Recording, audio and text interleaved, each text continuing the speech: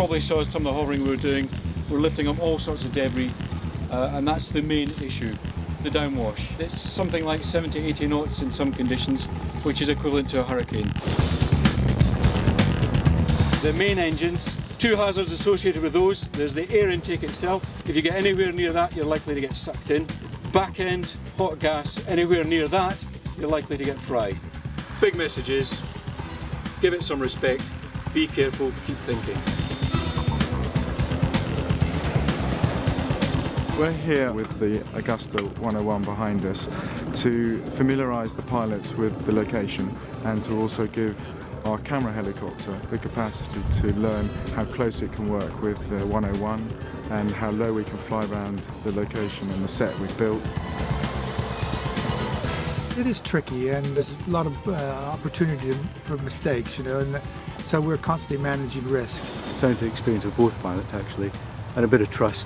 We've got quite a lot of dialogue going on the radio, each talking to each other to make sure we don't bang into each other.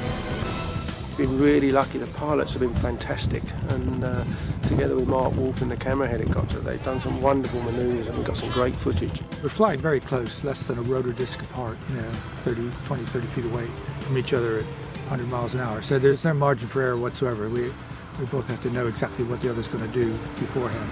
And it creates a huge amount of wind of its own. And so we have to safeguard against that. We have to be careful where we position ourselves in relation to it. And 1 minute, everything's really nice. The next minute, we're being thrown all over the sky.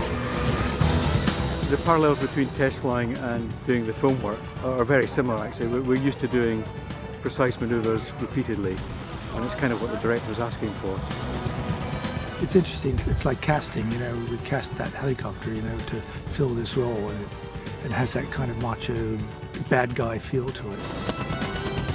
We've all watched James Bond films as we grew up, and to actually think you're going to be part of one, yeah, it's great fun. It's quite a buzz. If you're going to choose a film to be in, it's got to be a Bond film, hasn't it?